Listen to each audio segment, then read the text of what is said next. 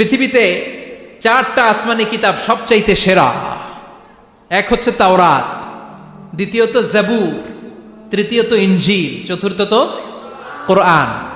তাওরাত আল্লাহ নাজিল করেছেন সাইয়েদনা মুসা আলাইহিস সালামের উপর, জাবুর নাজিল করেছেন দাউদ আলাইহিস সালামের উপর, ইনজিল নাজিল করেছেন ঈসা আলাইহিস সালামের উপর, আর বিশ্বনবীর উপর নাজিল করেছেন কোরআন। ঠিক কিনা? এই তাওরাতকে রব্বুল আলামিন স্বয়ং নিজ হাতে লিখে কাঠের ফলকের মধ্যে, তক্তার মধ্যে লিখে সাইয়েদনা মুসা আলাইহিস সালামকে দিয়েছেন। সুবহানাল্লাহ। এটাকে আরবিতে বলে আলওয়াহ। লাউহানের প্লুরাল হচ্ছে আলওয়াহ। কাঠের তক্তার মধ্যে আল্লাহ নিজে তাওরাত লিখেছেন। কিসের মধ্যে লিখছেন? কথা বলেন, শুনতেছেন? মনোযোগ আছে? কাঠের তক্তার মধ্যে তাওরাত লিখলেন, লিখে মুসা আলাইহিস সালামকে বললেন, মুসা ফিহি বুরহান, ফিহি হুদা, ফিহি হিদায়া। এই হচ্ছে তাওরাত কিতাব, আমি নিজ হাতে লিখে দিয়েছি। এর মধ্যে হেদায়েত আছে, এর মধ্যে বরকত আছে, এর মধ্যে বুরহান আছে, দলিল আছে। যাও এই কাঠের তক্তার মধ্যে লেখা তাওরাত কিতাবকে নিয়ে যাও, বনি ইসরাইলের কাছে এই তাওরাত কিতাবের দাওয়াত দাও। সাইয়েদনা মুসা আলাইহিস সালাম ছিলেন অনেক শক্তিশালী নবী। উনি ভাবলেন অল্প কয়েকটা তক্তা, কাউকে ডাকার দরকার নাই, আমার ভাই হারুন রে লাগবে না, আমি যথেষ্ট। আমার ভাই হারুন রে কষ্ট করে পাহাড়ের উপরে টেনে আনার দরকার নাই, 3-4টা তক্তা আমি নিজেই নিতে পারবো। নিজেই নিতে পারবো মনে করে সাইয়েদনা মুসা আলাইহিস সালাম আল্লাহর লেখা তক্তার উপরে যে তাওরাতের ফলক, এই ফলক ধরে টান দিয়েছে উঠানোর জন্য। আল্লাহ যেহেতু কিতাব দিয়েছে নিয়ে যায়, কিন্তু কি আজীব তামাশা, তক্তা ধরে কাঁধে তুলবে তো দূরের কথা, নাড়াতেই পারে না। সুবহানাল্লাহর আসতে বলেন, নাড়াতেই পারে না। উনার এত শক্তি, উনি এক থাপ্পড় মেরে ফেরাউনের বাবুর্চিকে ওই জায়গার মধ্যে দুনিয়া থেকে বিদায় করেছিলেন। এক ধাক্কা মারলে 10 জন 10 হাত দূরে যেয়ে পড়তো। উনি রেগে গেলে ওনার মাথার চুলগুলো টুপি আর পাগড়ি ভেদ করে উপরের দিকে এরকম খাড়া হয়ে দাঁড়িয়ে যেত। স্বয়ং মালাকুল মাউতকে থাপ্পড় মেরে চোখ কানা করে দিয়েছিলেন। এর কারণ মালাকুল মাউত মানুষের সুরাতে আসছিল আর অনুমতি নেয় নাই। ঘরের মধ্যে ঢুকার আগে অনুমতির দরকার আছে না নাই? কি সুন্দর ইসলাম! হোয়াট এ প্রাইভেসি ইন ইসলাম! কত সুন্দর প্রাইভেসি ইসলাম আমাদেরকে শিখিয়েছে। আপনি ঘরে ঢুকবেন, অনুমতি নিয়ে ঢুকবেন। কার কথা? এক সাহাবী বললেন, নবী আমার ঘরে 2 ঘর। কয়টা? 2টা মাত্র রুম। এক রুমে থাকে আমি, আর এক রুমে থাকে আমার আম্মা জান। যেই আম্মা জানের বুকের দুধ খেয়ে আমি 10 মাস পেটের ভেতরে ছিলাম, 2 বছর বুকের দুধ খেয়ে বড় হলাম। আমার আম্মা জান থাকে এক রুমে, আমি থাকি আর এক রুমে। ও নবী, আমার মায়ের রুমে ঢোকার আগেও কি অনুমতি নেওয়া লাগবে নাকি? বিশ্বনবী বললেন, ও সাহাবা, আতুহিব্বু আন তারাহা উরিয়ানা, do you like to see your mother naked? তুমি কি তোমার মাকে নেকেড দেখতে চাও? তুমি কি তোমার মাকে উলঙ্গ দেখতে চাও? সাহাবী বললেন, কাল্লা, কখনোই না।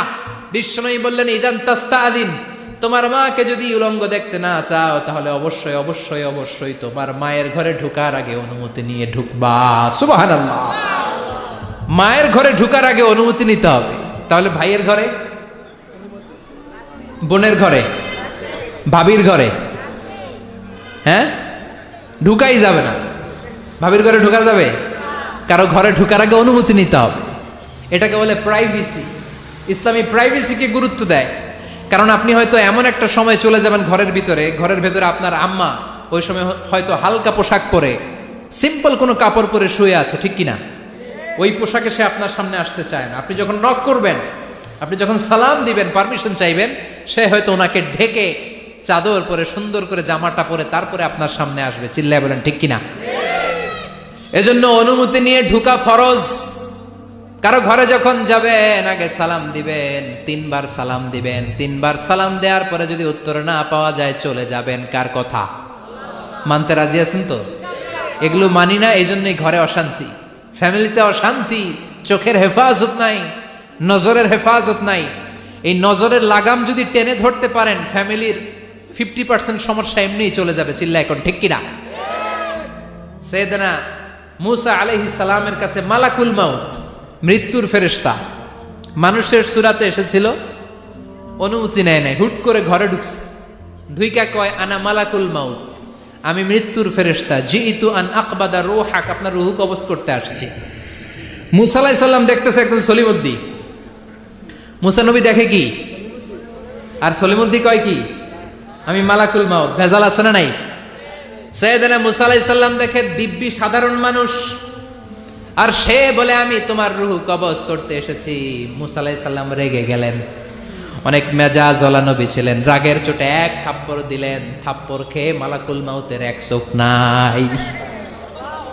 বুখারীর বর্ণনা, ফাসাক্কাহু ফাফাকু আইনা, থাপ্পড় মারলেন, চোখ শেষ। মালাকুল মাউত বাঁচার জন্য দিলেন দৌড়, এক দৌড়ে আল্লাহর আদেশে আল্লাহর আরশে চলে গেলেন। যে বলে মাবুদ এমন নবীর কাছে পাঠিয়েছেন, আরসালতানি ইলা আবদিন লা ইউরিদুল মাউত, এমন বান্দার কাছে পাঠিয়েছে ওই বান্দা মরতে চায় না, খালি মারতে চায়। কি করতে চায়? মরতে চায় না, মারতে চায়। দেখেন কি করছে আল্লাহ, বললেন ও মালাকুল মাউত ভুল করছো, সালাম দাও নাই, অনুমতি নাও নাই, মানুষের সূরাতে গেছো, আর নবীও সাধারণ নবী না, মেজাজ ওয়ালা নবী। ঠিক কি না? চিন্তা করে লাভ নাই, আমি কথা বলবো। সাইয়েদনা মুসাকে আল্লাহ ডেকে বললেন, ও মুসা তুমি নাকি মরতে চাও না, খালি মারতে চাও। সাইয়েদনা মুসা বলেন, না মাবুদ আমি তো চিনি নাই, এটা যে মালাকুল মাউত আমি তো চিনি নাই, চিনলে তো তার গায়ে আমি হাত তোলার সাহস করতাম না। আল্লাহ বললেন, ও মুসা যাও, দাইয়াদাকা আলা মাতনি সাউর, ওই যে একটা গাভী দেখা যায়, ষাঁড় দেখা যায়, ওই গরুর পিঠের উপরে তোমার ডান হাতটা রেখে দাও। সাইয়েদনা মুসা আলাইহিস সালাম গরুর পিঠের উপরে ডান হাত রাখলেন। আল্লাহ বললেন, মুসা তোমার ডান হাতের নিচে গরুর যতগুলো পশম, প্রত্যেকটা পশমের বিনিময়ে তোমার এক এক বছর করে হায়াত আমি বাড়িয়ে দিলাম। মরতে যখন চাও না, মারতে যখন চাও, আরো কয়েক বছর মারো, হায়াত আমি বাড়িয়ে দিলাম। মুসা আলাইহিস সালাম বললেন, আল্লাহ সুম্মা মাযা, এই হাতের নিচে গরুর যত পশম তত আমার হায়াত বেড়ে যাবে। ধরলাম হাতের নিচে 2000 পশম, 2000 বছর হায়াত বাড়িয়ে দিলেন, কিন্তু সুম্মা মাযা, 2000 বছর পরে কি হবে আগে ওইটা কোন, ওই ঝামেলাটা ভাঙের আগে। আল্লাহ বললেন, মুসা সুম্মাল মাউত, তারপরে তো তোমাকে মরতেই হবে, এই পৃথিবীতে আসলেই মরতে হয়। কুল্লু নাফসিন যায়িকাতুল মাউত, এই পৃথিবীতে যারা একবার আসবে তাদেরকেই মরতে হবে। ঠিক কি না? সাইয়েদনা মুসা আলাইহিস সালাম বললেন, ফাল আনা, তাহলে আর দেরির দরকার নাই, এখনই আমাকে নিতে বলেন। সুবহানাল্লাহ। মালাকুল মাউত এসে মুসা আলাইহিস সালামের রূহ কবজ করে ফেললেন। এই মুসা আলাইহিস সালামের সাথে সরাসরি আল্লাহর কথা হতো এই তুর পাহাড়ের উপর, আর এই তুর পাহাড়ের নামে কসম কেটেছে কে? ওয়া তুরি সিনিন। আল্লাহ বললেন, তিন আর জাইতুনের কসম, মানে ফিলিস্তিনের কসম। ওয়া তুরি সিনিন, তুর পাহাড়ের কসম, যেই তুর পাহাড়ের উপরে আমি তাওরাত কিতাব নাজিল করেছি। তাওরাত কিতাবটাকে কাঠের ফলকের মধ্যে লিখে বললেন, মুসা নিয়ে যাও। মুসা আলাইহিস সালাম নিতে পারে না, মনে আছে? মনে আছে আপনাদের না ভুলে গেছেন? মুসা আলাইহিস সালাম ধরলেন, নাড়াতে পারে না, আর কাঁধে তুলবে তো দূরের কথা, নাড়াতেই তো পারে না। এত শক্তিশালী নবী। তাওরাতের যে আলওয়াহুত তাওরাত, তাওরাতের ফলক, এই বাণীগুলো নিয়ে বাণীবাহকের কাজ করবে, বার্তাবাহকের কাজ করবে, বনী ইসরাইলের কাছে এই পয়গাম পৌঁছে দিবে, কিন্তু তুলতেই তো পারে না। আল্লাহরে ডেকে বলে, আল্লাহ পারি না। আল্লাহ বললেন, ট্রাই করো, ট্রাই এগেইন, আবার চেষ্টা করো, দেখো না পারো কিনা। হাউইল। সাইয়েদনা মুসা আলাইহিস সালাম ভাবলেন, এই দিক দিয়ে পারি না, ওই দিক দিয়ে ধরলে মনে হয় পারবো। এবার তক্তার ওই পাশ দিয়ে নাড়াচাড়া শুরু করছে, ওই দিক দিয়েও পারে না। এবার ভাবলেন, এক কাজ করি, মাঝখান দিয়ে দেখি নাড়াতে পারি কিনা। সাইয়েদনা মুসা আলাইহিস সালাম কাঠের তক্তাগুলোর মাঝখান দিয়ে ধরলেন, টান দিলেন, কিন্তু তক্তা নড়ে, নাড়ানোই যায় না, কাঁধে তুলবে তো দূরের কথা।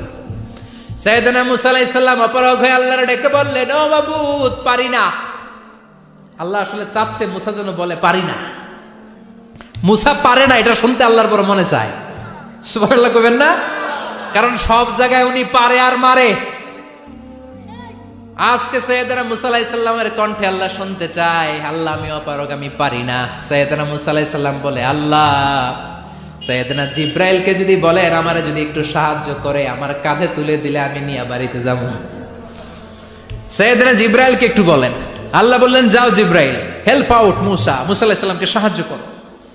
এবার সাইয়েদনা মুসা আলাইহিস সালাম ধরলেন এই দিকে, সাইয়েদনা জিব্রাইল ধরলেন এই দিকে। দুইজন মিলে তাওরাত লেখা কাঠের তক্তাগুলো উঠাতে চাইলেন, কিন্তু কি আজীব তামাশা, সাইয়েদনা জিব্রাইলও পারে না।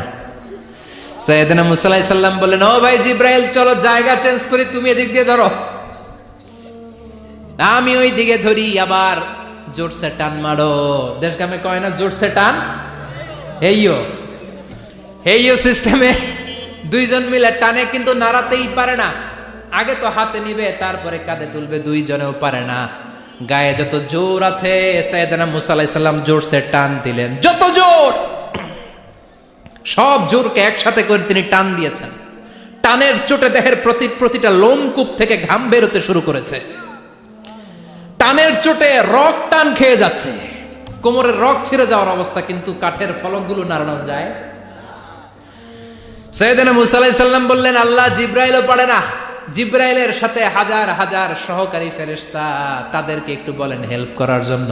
সুবহানাল্লাহ পড়েন। হাজার হাজার ফেরেশতা তুর পাহাড়ের উপর সবাই মিলে জোরে জোরে টান দেয়, জোরে জোরে টান দেয়, সবাই মিলে চেষ্টা করে। তাওরাত লেখা ফলক এক প্রান্ত থেকে আরেক প্রান্ত কোন জায়গা দিয়ে ধরে 1 ইঞ্চি নাড়াতে পারে না। এই অবস্থা দেখে আল্লাহ বললেন ঘটনা কি? আল্লাহ পারি না। সাইয়েদনা মুসা আলাইহিস সালাম কি বলে? আল্লাহ পারি না। আল্লাহ বললেন মুসা, এই ফলকগুলোর এত ওজন নয়, কাঠের এই তক্তাগুলোর এত ওজন নয়, কিন্তু এই কাঠের তক্তার মধ্যে যে বাণীগুলো লেখা হয়েছে, বাণীগুলো কার? এটা আমার বাণী, আমার কথা। এই জিনিসটা বোঝানোর জন্য আমি এটার ওজনকে ভারী করে দিয়েছি। এবার জিব্রাইলের সহকারী ফেরেশতা লাগবে না, জিব্রাইলের সহযোগিতা লাগবে না, তোমার গায়ে আমি যেই জোর দিয়েছি, টান দিয়ে দেখো সবগুলারে কাঁধে তুলে নিতে পারবা। সাইয়েদনা মুসা আলাইহিস সালাম এবার বিসমিল্লাহ বলে সবগুলো তাওরাত লেখা কাঠের তক্তাগুলো কাঁধে নিয়ে এক দৌড়ে বাড়ি। আল্লাহু আকবার। যেই পাহাড়ের উপর এই তক্তা টানাটানির ঘটনা ঘটেছে, পাহাড়টার নাম, এজন্য আল্লাহ বললেন ওয়াত্তিনি ওয়াজ-যাইতুনি ওয়া তুরি সিনিনা ওয়া হাদাল বালাদিল আমিন। তিন আর যাইতুনের কসম, তুর পাহাড়ের কসম। আবার তুর পাহাড়ের মধ্যে নূরের তাজাল্লি দিয়েছে কে? فلما تجلى ربه جعله دكا وخر موسى صعقا। সাইয়েদনা মুসা আলাইহিস সালাম বললেন আল্লাহ তোমাকে দেখতে চাই। আল্লাহ বললেন দেখতে পারবে না, পাহাড়ের দিকে তাকাও, পাহাড়ের মধ্যে নূরের তাজাল্লি দেব, যদি পাহাড় টিকে যায় তাহলে দেখতে পাবা। আল্লাহ যখন তুর পাহাড়ের উপর তাজাল্লি মেরেছেন, পাহাড় ভেঙে খান খান হয়ে যায়, সাইয়েদনা মুসা আলাইহিস সালাম বেহুশ হয়ে যায়। এই বেহুশ হওয়ার ঘটনা আর পাহাড় জ্বলে ছাই হওয়ার ঘটনা যেখানে ঘটেছে, ওই পাহাড়টার নাম জোরে বলেন। ওই তুর পাহাড়ের কসম কেটেছে কে? ওয়াতুরি 2285 মিটার উঁচু, অনেক উঁচু পাহাড়। আবার ইয়াজুজ মাজুজ যখন পৃথিবীতে আক্রমণ করবে, ইন্না ইয়াজুজ ওয়া মাজুজ মুফসিদুনা ফিল আরদ, তামাম জাহানে ইয়াজুজ মাজুজ যখন আক্রমণ করবে, তামাম পৃথিবীটাকে যখন লন্ডভন্ড করে দিবে, সাইয়েদনা ঈসা আলাইহিস সালাম মুমিন বান্দাদেরকে নিয়ে যেই পাহাড়ের উপর আশ্রয় নেবেন, সেটা হলো এই তুর পাহাড়। সুবহানাল্লাহ। ঈসা আলাইহিস সালাম মুমিনদেরকে নিয়ে এক পাহাড়ে চলে যাবেন। এই ইয়াজুজ মাজুজের অত্যাচার থেকে বাঁচার জন্য, এদেরকে ইংরেজিতে বলে Gog Magog. If you search in Google by writing Gog and Magog, আপনি পেয়ে যাবেন ইয়াজুজ মাজুজের কাহিনী। হাত্তা ইযা ফুতিহাত ইয়াজুজ ওয়া মাজুজ ওয়া হুম মিন কুল্লি হাদাবিন ইয়ানসিলুন, লক্ষ লক্ষ ইয়াজুজ মাজুজের বাহিনী আসবে। এই ইয়াজুজ মাজুজের বাহিনীর অত্যাচার, অবিচার, অনাচার, জুলুম থেকে, মারামারি থেকে বাঁচার জন্য মুসলমানরা ঈসা আলাইহিস সালামের নেতৃত্বে যেই পাহাড়ের উপর আশ্রয় নিবেন, ওই পাহাড়ের নাম হলো তুর পাহাড়। ওই পাহাড়ের নাম কি?